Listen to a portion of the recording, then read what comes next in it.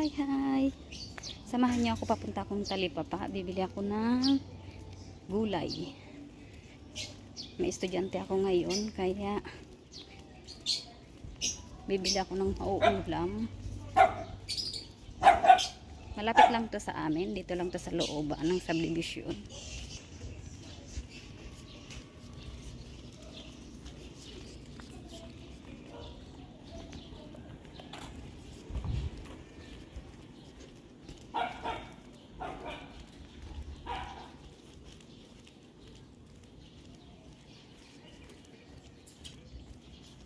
Ito ang nagustuhan ko dito sa looban ng subdivision na ito kasi halos kumpleto na. Hindi ka nalalabas ng guardhouse, ng gate ba.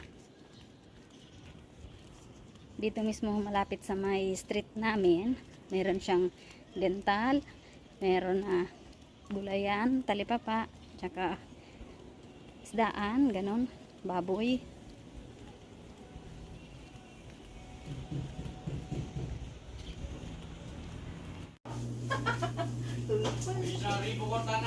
Panggaraw. Sabi ko naman, yes po. Oh, yung banig ini.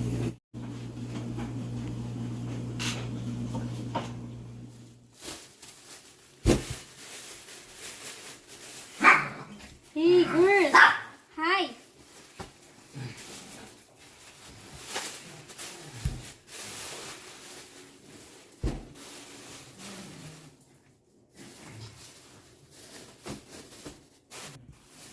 Mahal na talaga ang bilihin, grabe.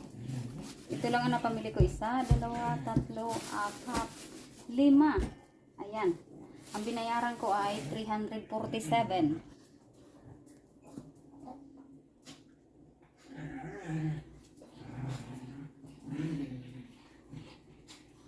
Maganda ang gulay at sariwa. Hindi ko sadya itong cabbage. Maliit lang kasi gagawa ako ng ginisa cabbage na may century tuna. Paborito pagkain ng anak ko. Wala akong ibang maisip na pang-ulam niyan, kaya ito ang gagawin ko ngayon.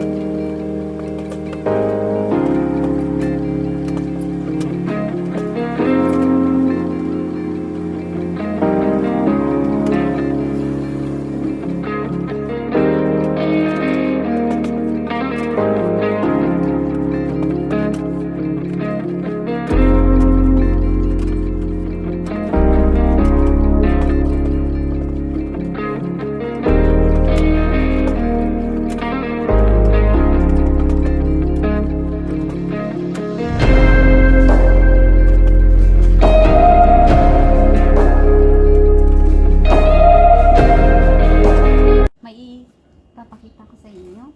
Saglit lang ako nagplancha pero pinagpawisan ako. Mamaya na itong dalawa. Itong dalawang black ay gagamitin ng Janakis ko ngayong araw na ito kasi meron silang research group, ganon. Dapat ay naka-formal clothing. Ito yung ipapakita ko sa inyo yung polo shirt. Ayan. Bali, na-plancha ko na to, itatago na to. Ginamit to ng aking anak last week sa kanilang career day. Maganda ito siya. Nabili ko sa Shopee.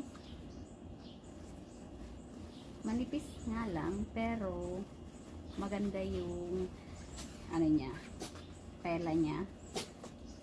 Tsaka okay lang naman kahit manipis dahil mura lang naman. Pero pag sinuot mo naman siya, hindi naman ganun as in kita yung katawan mo.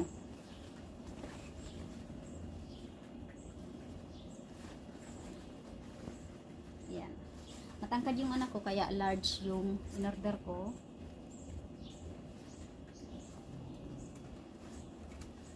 Ang ganda ng quality niya.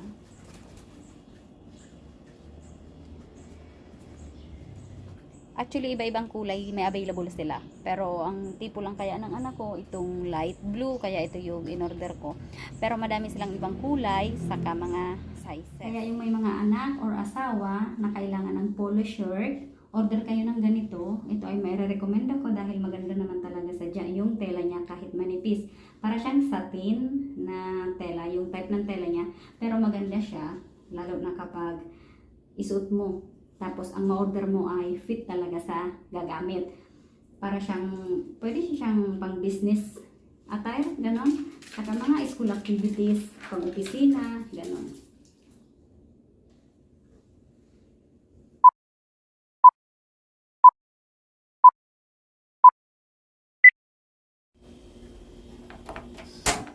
Ayan, pakukuluan ko na 8 minutes lang.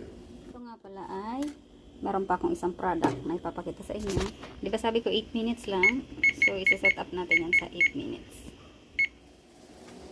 Tada! Itong product na ito ay murang-mura lang. Ganyan. Kitchen timer. Ito yon. May laman pa tong isa kasi isa pa lang ang ginagamit namin. Na-order ko to sa Lazada. Ayan. Maganda siya. Ito ang battery niya. AAA. Isang peraso lang. Kompleto na to. May start. Dito ay yung seconds. Tapos dito yung minutes. Sa loob ng bahay. Importante to lalo na kung tayo ay ulyanin na ba. Bali, ang tagal na namin gumagamit ng kitchen timer. Ilang years na kami mag-asawang nagsasama sa isang bahay.